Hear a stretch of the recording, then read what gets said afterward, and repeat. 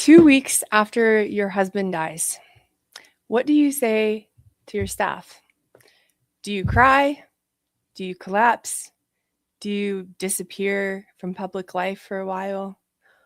Or do you start listing merch sales, donor numbers, and chapter growth? Tonight, we're going to listen carefully to a leaked internal Zoom call from TPUSA held 11 days after Charlie Kirk's assassination. During this recording, Erika Kirk addresses the team, and I want to be very clear up front. I'm not here to police anyone's grieving process. I'm not here to diagnose anyone. This is not me saying that someone is or isn't sad enough. I'm going to be analyzing communication, power, persuasion, perhaps even possible manipulation through the lens of experience. I'm not a mental health professional. I am somebody who lived through 20 years of child psychological abuse, and I tend to pick up on things pretty quickly. Also, full disclosure, these leaked audio clips were released by Candace Owens on her podcast yesterday. If you want to watch that full episode she released, go check out that podcast. Tonight, I am simply watching we're going to break down the recordings themselves, which are only like 5 minutes long. So, like I said, I'm speaking as someone who survived psychological abuse and recognizes certain persuasion and trauma dynamics. This is not a diagnosis. So yesterday when I watched her episode, it was kind of like she almost just dropped the audio clips and then stepped away and moved on. And my jaw was on the floor. I was like, that's it? We're not going to talk about this? This is crazy. There's so much to analyze here. But Candace didn't really dig into the meat of the matter. Maybe because she's received a cease and desist. I'm not sure why. She just kind of played the clips. So today we're going to be breaking these down together. So to put in perspective, this call takes place about 2 weeks, less than 2 weeks after Charlie's death, 11 days after. The staff is grieving. The organization is obviously under national attention. There's chaos. There's a lot of uncertainty, emotional shock. Let's listen. And just to give you guys an idea of what this video will entail, I'm going to break down the 10 most alarming aspects of these video recordings or audio recordings. So there are 10 main points I want to touch on. Let's get started. Please let me know if the audio is good as well. Everybody, I still love all these emoji Zoom things. Wow. I don't even know where to begin. The fact that we were able to pull off an event of a century, like it's just insane. Let's start there. So I'm not sure exactly what I would have done in her position, but I know that I would not have opened it like this. Calling Charlie's memorial service, which we all know is more like a concert or some type of, I don't even know what to call it at this point, but she calls it the event of a century. She says, quote, the fact that we were able to pull off an event of the century, his memorial. A memorial is meant to memorialize a person's life, pay tribute to that person's life because they are dead. And she's calling it the event of a century. Call me crazy, but I think that phrase is unusual in this context, the context of a spouse's death. This is essentially a public funeral without a casket. I do want to give her grace and try to make this video as fair as possible. So I know that early actions, early language when you're in this ripe grieving process is often disorganized, often all over the place, because people are living in survival mode. Their prefrontal cortex, which is the part of your brain responsible for complex behaviors like decision making, like complex planning and emotional regulation. Your prefrontal cortex usually is not operating at full capacity after such a traumatic event. You're usually in fight or flight mode, and you're operating from the more primal part of your brain. Also, in a grief-stricken moment, people sometimes do use grandiose or otherwise surreal, maybe magical language because the reality of the situation and the horror of it has not fully integrated yet. That is common. That is common. Calling a memorial service an event of the century, however, can, and in my opinion does, subtly shift the focus from loss, grief, bereavement to a type of branding, legacy branding in particular. It's framing grief as a spectacle, which if you saw any of AmFest, it's hard to argue with that statement. We are 2 weeks, less than 2 weeks actually, into widowhood, and the framing of her husband's assassination is beginning with a huge event success. Not loss. She's not starting with loss. She's not starting with mourning with this first organizational call with everybody in TPUSA. She's starting by acknowledging their big accomplishment. Their big accomplishment in the form of the event of a century. But let's keep going. Take a listen. We had over 275,000 people that attended, and the stadium, overflow, Westgate, insane, you guys. And then you have, was it 100 million? Over 100 million. You guys that heard the gospel and all about Charlie and all about everything that you guys do and the hard work of Turning Point USA is insane. We had thousands that were registered to vote. I think we're at like over 200,000 for merch sales. Don't quote me on that because I think it just keeps like bumping up like crazy. But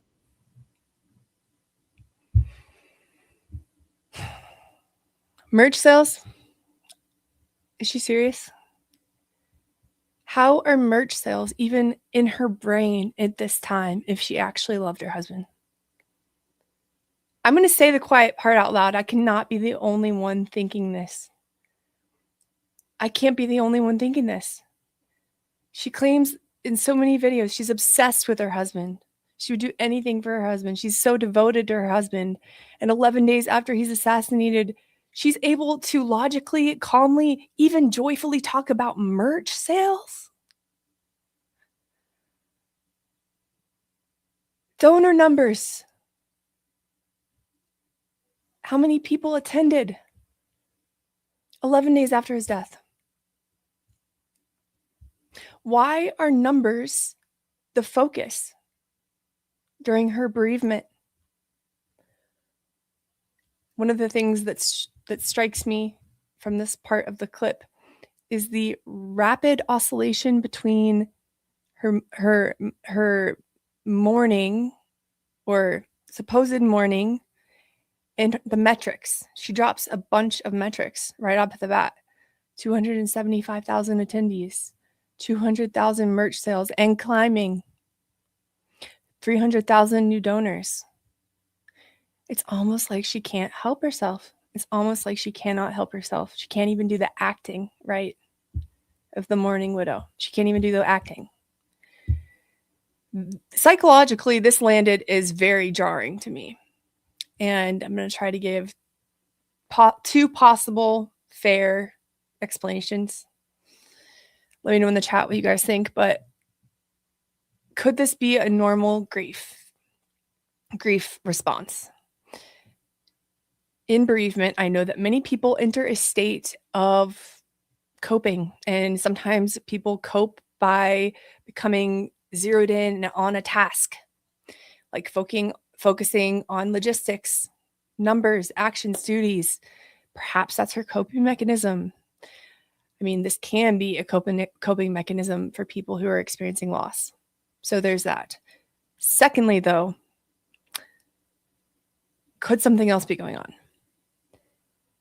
During an organizational crisis, leaders have been known to sometimes blend their grief with achievement in order to establish superiority, perhaps, or reinforce some type of legitimacy. In this case, it might be to say something like, and I'm not making this claim, I'm just saying it could be possible that she's trying to insinuate something like, this tragedy is so devastating, but it's also proof that we are growing. And, God is behind this, which she does add later on in the recording. In my opinion, the bottom line is this. When grief is paired with financial growth, people start to feel uneasy, period. End of story. That's it. Why? Because mourning and monetization, they do not sit comfortably together. They never have, they never will. Let's keep going. I just wanted to say a huge thank you to the events team, the development team, the graphic design team, the production team. It's just phenomenal. Their incredible work of leading into the memorial. And honestly, a lot of the staff that worked on the memorial, they had 20-hour days for a week during the time of us grieving the loss of my husband. And honestly, I know several staff that didn't even sleep. Again, you guys are breathing angels, and I'm so grateful for all of you. And obviously a huge thank you to the Mosaic team. VI, you guys are 10 out of 10. Like we have the most incredible team. We just do. And you guys know that, and you guys are all a part of that. And I am so thankful. That's a lot of praising. So that brings me to my third uncomfortable moment here, which is overpraising the staff. She really is praising the crap out of the staff. She's repeatedly calling the staff angels, highlighting their 20-hour work days, and the fact that everyone is running on no sleep, as if this is something to aspire to do. Wear yourself thin. This has two layers to it. First, I think there is a somewhat healthy layer that could be here. Public gratitude, especially for people who work for your organization, can be genuine and stabilizing after what is probably a collective trauma for everyone involved. I mean, it was trauma for people who weren't even part of the organization. So I'm sure that people in the organization were experiencing even more trauma. But there might also be a concerning layer to this.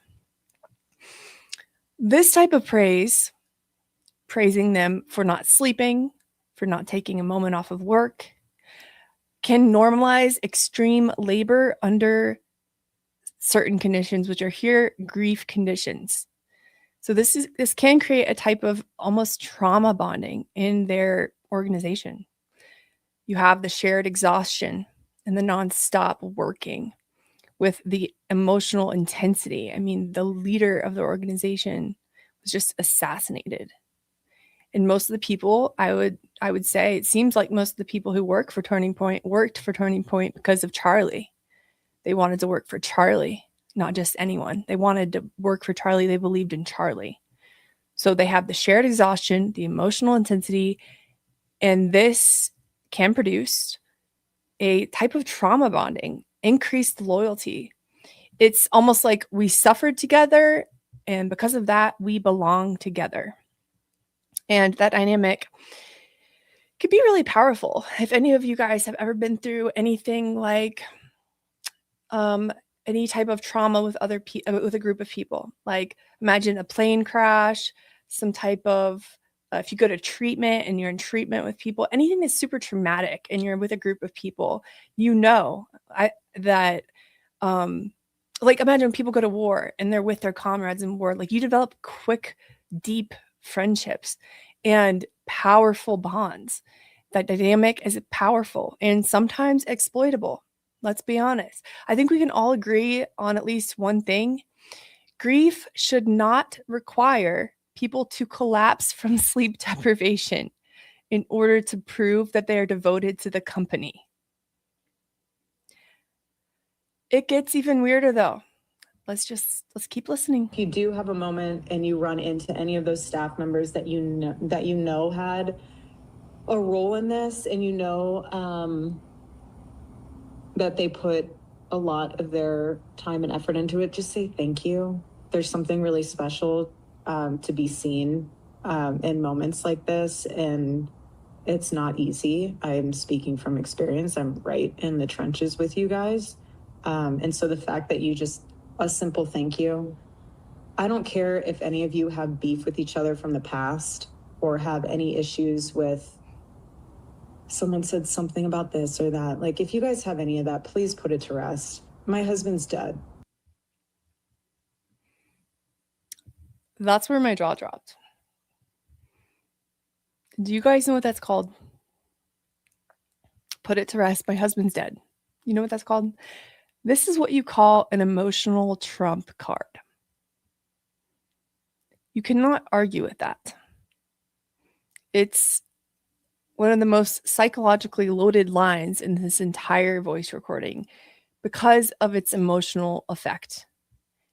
It uses a shocking grief phrase, my husband's dead, just, bluntly, like, my husband's dead. Can you stop? To force unity and compliance. That's a big one, compliance. It's rhetorically effective because it makes disagreement with her now feel immoral. Not just wrong, but immoral. The conversation is over. That's why I said it's an emotional trump card, because disagreeing with her now feels immoral. To be fair. I don't know, I might drive some of you crazy by being devil's advocate here, but I have to be fair. It may be raw desperation, sure, coming from Erika. She might be desperate to get people to stop fighting, and maybe she just accidentally said it. My husband's dead. Will you stop? Or it might be something else. It might function as a type of emotional leverage. How can you possibly be arguing right now?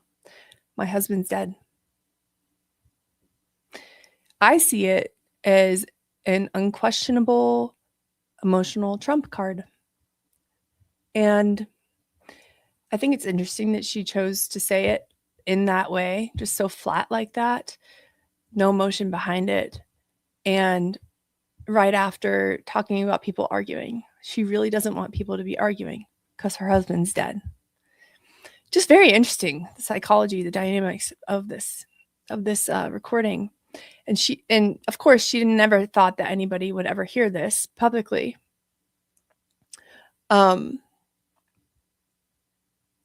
Yeah, what do you guys make of that line? It's just, okay, let's keep going.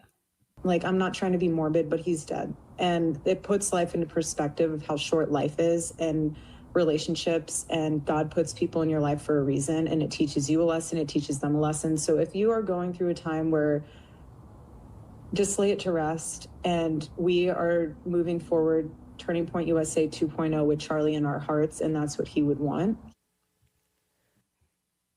Okay, we got to talk about the Turning Point 2.0. Yikes. She's already moving 11 days after his assassination into her identity rebrand of TPUSA. TPUSA 2.0. And anytime you have a 2.0, it's insinuating that it's better than the 1.0, than the original. It just is. Whew.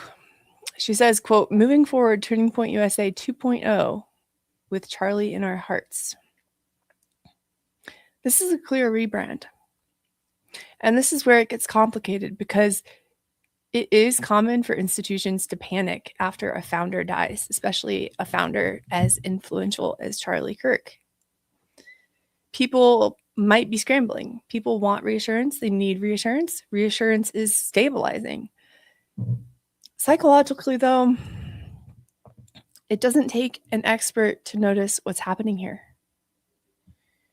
Grief is being immediately converted into momentum for the organization, for the institution. And to me, it feels gross because Charlie's death seems to have essentially become fuel. Fuel. His death has become fuel. Fuel for growing the organization, fuel for making more merch sales, fuel for starting more chapters, fuel for getting more donations. I don't like it. I think it's disgusting. I think it's just I have no words. Let's keep going. I'm just grateful that while things were still in motion and moving around, that I'm just grateful that while things were still in motion and moving around, that we had our leadership teams provide for you counselors, pastors. I heard there were therapy dogs. Slightly jealous that I didn't get to have any moment with a therapy dog. Breakfast. I was really adamant about making sure that we paid for your flights for your spouses to be there. That was something on my heart. You don't want to grieve alone. No one's supposed to grieve alone. It's not healthy. But I just think it's a beautiful honor that all of these benefits were made for the community to grieve and remember Charlie. And I really hope you took advantage of those in a healthy way when they were provided, because it's meant to be for everyone, for healing. Okay.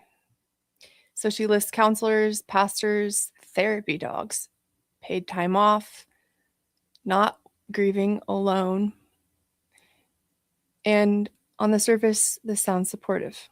And don't get me wrong, it is good to provide resources and support for your employees. This sounds somewhat supportive, but I started thinking more about this.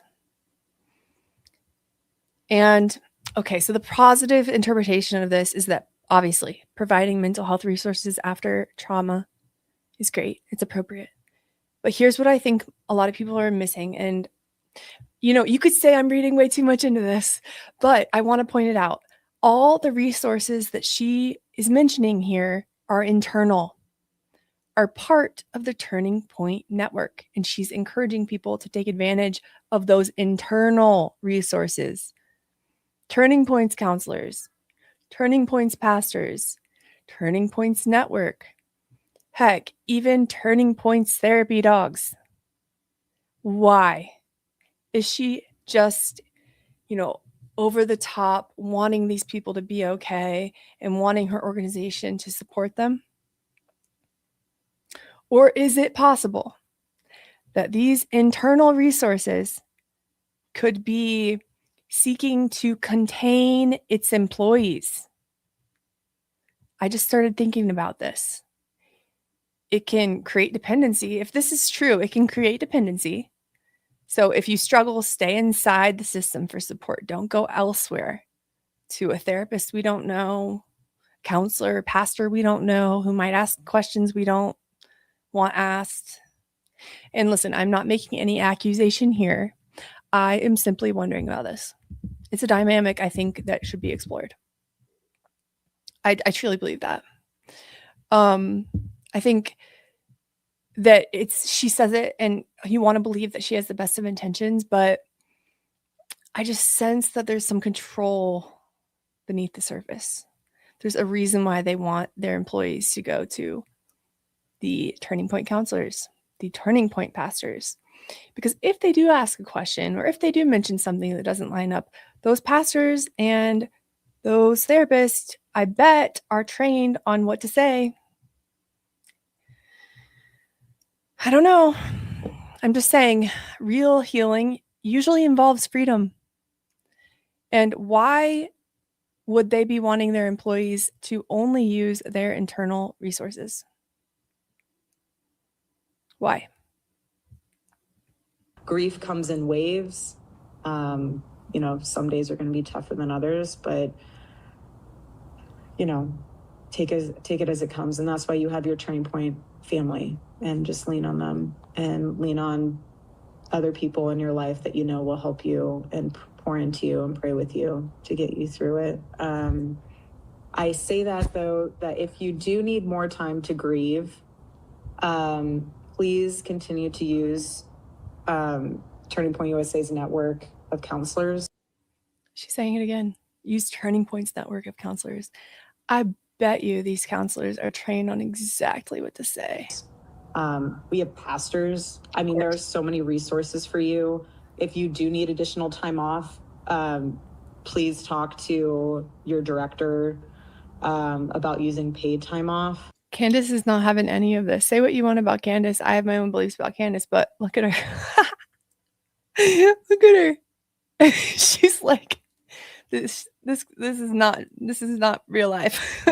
For that. And again, it's not easy, but grief is hard. Otherwise, honestly, Turning Point USA and Turning Point Action, full steam ahead, you guys. Charlie would want us to get back to work, and that's what we're doing. And that's what we did with the memorial. And I'm so honored and proud of each and every one of you, because that's what we're going to do in his honor and in his name. We have so much to do. Okay, Charlie would want us to get back to work. I love how she knows what Charlie would want, even though he's not here anymore to tell her. Sorry, I'm getting too snarky. I have compassion for her. It's really hard right now. Charlie would want us to get back to work full steam ahead. Oh man. Okay, so this is obviously an effort to turn productivity into devotion. She's implying here that rest is letting him down, letting Charlie down. Rest is betrayal to Charlie's mission, betrayal to Charlie. And work is how we honor him. Working nonstop, actually, is how we honor him. This is, if I didn't know better, I would think that she is using grief as a motivational structure here. Not to mention, I don't know if she even took a single day off. So as the CEO now, she's setting the example for the employees, and she's not taking any time off. So if you think about how that works psychologically, she's telling them, Charlie, this is what Charlie wants. Charlie would want us to go back to work. Charlie would want us to be full steam ahead. And so she's going full steam ahead, and she's not taking any time off. But if you need some paid time off, you can have it. But that's not what Charlie wants. She already told them that's not what Charlie wants. So you're going against Charlie, against the mission, against the organization if you take any paid time off. If you let your grief get in the way of your production, of your productivity. Which is exciting. Charlie in heaven is like, you guys thought you had a busy schedule then, just you wait. And you can tell she's smiling while she's saying this. It's so great. Doing some awesome things with Jesus in heaven right now, but there's so much work to be done. I mean, since his assassination, we have 100,000 chapter requests. Stop. Why are these numbers even in your head? Why are these numbers even in your head? New donors. That is a blessing in itself. Again, not normal. All God. She just laughed. I think we have 50,000 plus hat orders to fulfill. Which, if you watched my last video or Wolves and Finances video 2 days ago, you know that they actually scammed, allegedly, so many people out of those hats. Like, instead of giving people hats that they promised if they donated, they gave them these 75-cent plastic wristbands. So they didn't even fulfill the freaking hat orders, you guys. This is so, let me just say, I'll put it like this. If I were assassinated, even if I just got like hit by a car and died, and my husband grieved, anything remotely like this, I would not be up in heaven with Jesus like, oh, you have someone's work to do. I'd be raging, right? Like, I would be raging. I would be, Zachary, what the hell? I thought I meant more to you than this. You should be sad that I'm gone. And I'll get to your comments and questions at the end of this video, guys. I do see them, and some of them are really funny and relatable. I mean, I'm saying these numbers because it puts into perspective that we're not just sitting and thinking and looking at the wall being like, what do we do? Maybe you should be. Maybe you should be sitting and crying and, sad that he's gone. Maybe you should be. Sorry. Like that, there is so much to do. You have over 20,000 AmFest registrations. There's a lot happening there, and none of it is what I would be expecting to happen there. So basically, with the that is the nicest way to put how uncomfortable this is. This is where my discomfort is peaking. It's like up here. If you're listening carefully, you might notice the message. Charlie's death is immediately followed by multiple huge monetary gains.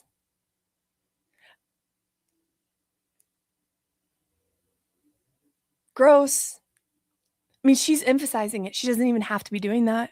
Even if they did have these large, huge organizational monetary gains, she does not need to be highlighting that in the Zoom call.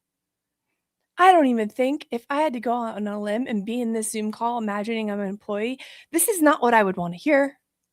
I would want to hear her talk about Charlie and how much he loved the organization and believed in each person. I wouldn't even care about this monetization, about the money. I don't think I would even care if I were in that organization about the money.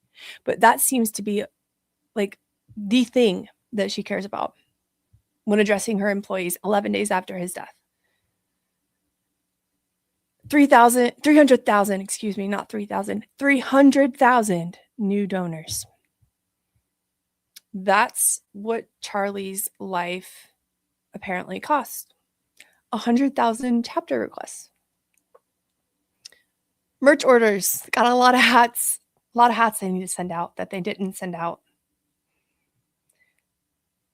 It even is creating this narrative that God is behind it all. They have a divine endorsement as well. God is using this.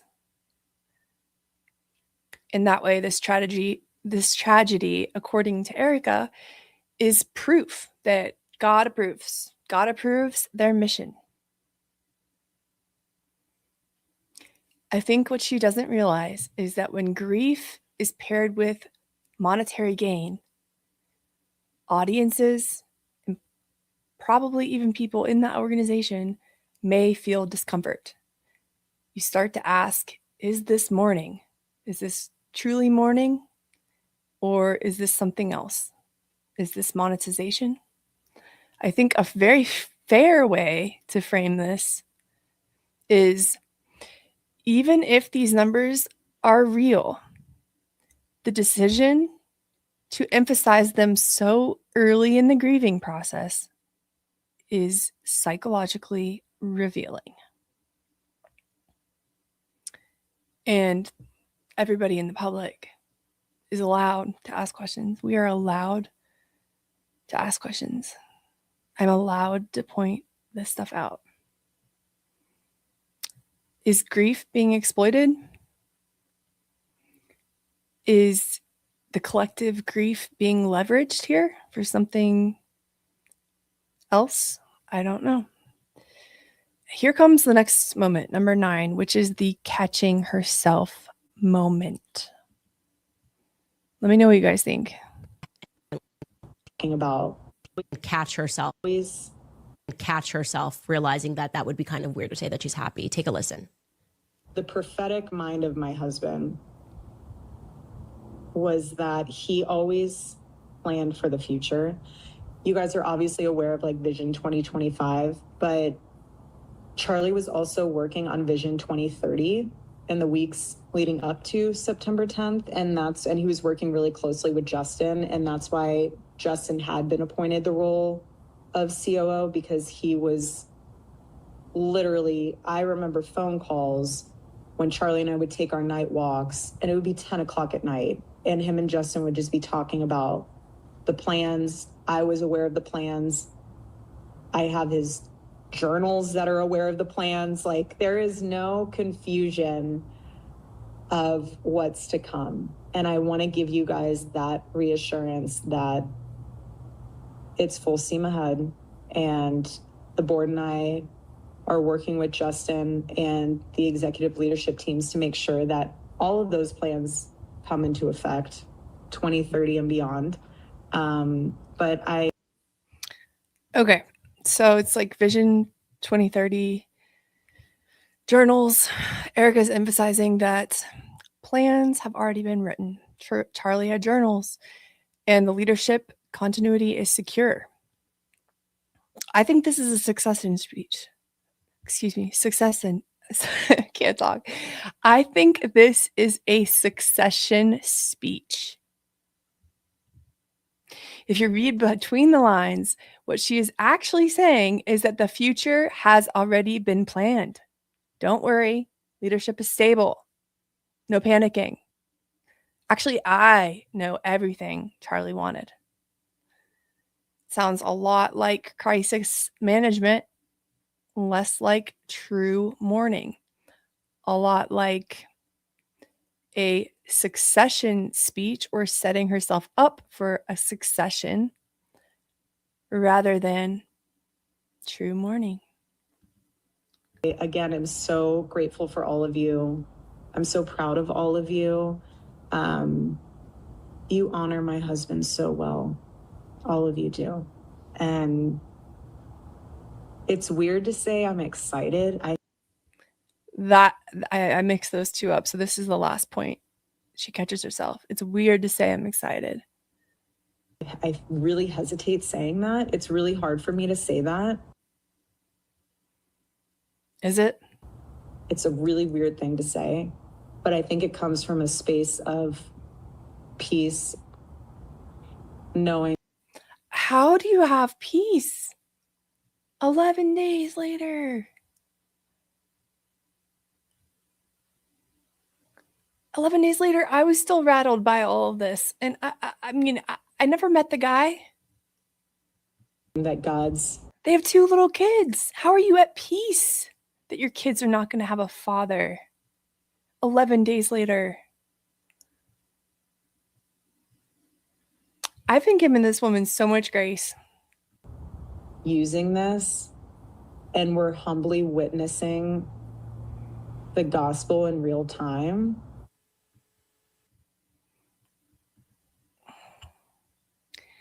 It might be her most human moment in this entire recording. Really. When she says, it's weird to say I'm excited. It's like a tiny bit of self-awareness, like peeking through the clouds, the sunshine just barely peeking through, and then, there's the cloud again. We all sense that she knows that to say, I'm excited, sounds very wrong. Very wrong. It is way too soon to feel excited or happy or at peace. And I want to give a fair breakdown here. Honestly, it's common in grief, and I know this, or in any aspect of life, to have competing emotions that exist at the same time. Emotional contradictions. It's normal. Relief, numbness, anger, and hope. All of that and more can all coexist naturally. That's the truth. Feeling something positive doesn't mean that someone is not grieving. But when I listen to how that continues, Erika goes from, quote, "Is it weird to say I'm excited," end quote, to her brain resolves the discomfort by spiritualizing it. She makes this quick shift from, "Is it weird to say I'm excited," to, "God is using this. We're witnessing the gospel in real time." And I understand what she's trying to do. She's trying to make meaning from her pain, which is very common, can be normal, can be healthy. But again, in this context, it is reframing the tragedy of her husband's death as fuel for the organization's mission, which seems to be making money. Spiritualizing Charlie's horrific assassination. Once again, they've made him into a martyr, and now, God must be on our side because we have 300,000 and more donors. We have all of these merch sales, tons of people coming to AmFest. I don't even know how much they've raised by now, but I heard it was like $250 million, maybe more. Jeez. So what do we do with all this, guys? What do we do with all of this? Celtic Girl says, literally jaw dropping when I heard her say this. Good God. Right? Me too. Jade says, I can never see this as a grief response. Her behaviors and emotions do not make sense.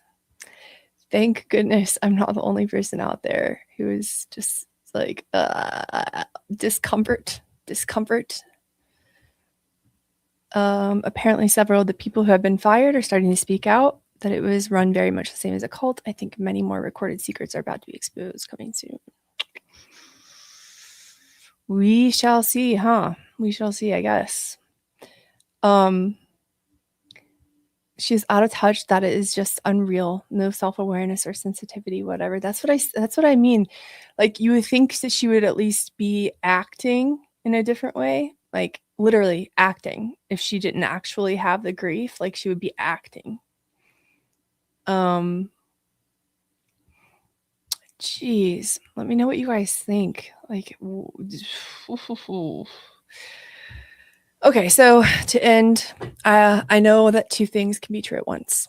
And I think that might be the case here. It's hard for me to imagine that Erika is not grieving at all. I just can't let myself accept that or believe that. It's too dark.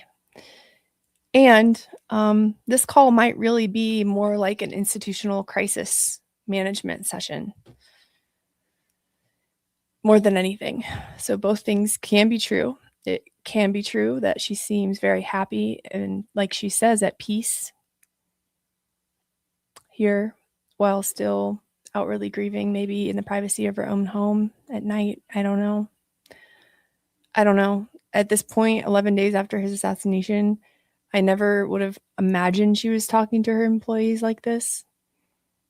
Let's just remember that the very first thing she says on the call, again, is celebrating that they just had the event of the century, that they pulled off an event of the century, which is his memorial. Ugh. Yeah, I don't know. I guess if we're going to ask a question about her behavior, I think the psychological question is not whether she's grieving at all. I don't think that's a question we need to ask. I think the question at hand needs to be, how is grief being used inside of this organization? Is grief being exploited? Are emotions being exploited? How is grief being used inside of this power structure? And what happens when death becomes a growth strategy for an organization? Because that is what we are seeing play out.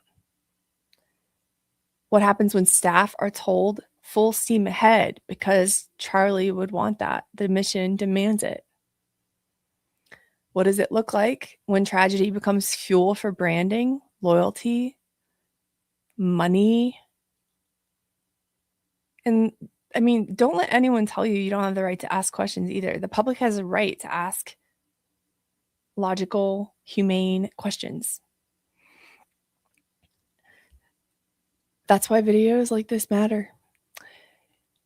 If you would like me to break down more leaked internal footage through a lens of somebody who has lived through severe manipulation and psychological abuse for 20 years, let me know. I saw that there was like a clip of her that was leaked today. Again, like a clip, like a video clip. I'm not sure if I should look into that or not, but let me know if you think I should. And subscribe so you don't miss any videos. And I'm curious to hear from you guys. Let me know.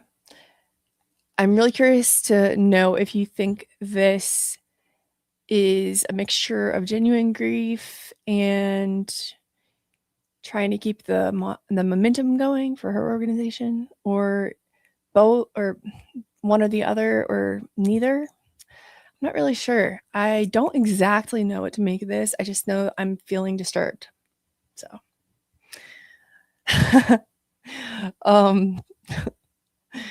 yeah. I would want my husband, and Zach, if you're out there watching this, like, you need to be more upset if I'm killed than this. Do not, oh yeah, here's another rule. Do not profit off of my death. Okay? Like, I love you.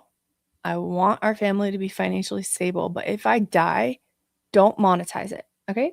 That's all I ask. I think that's fair. I think that's a fair ask of a spouse. Oh, this is crazy. Anyways, guys, I hope you found this insightful or helpful in some way. I'm going to go put my kids to bed. I hope everybody has a great night. I'll talk to you next time. Bye.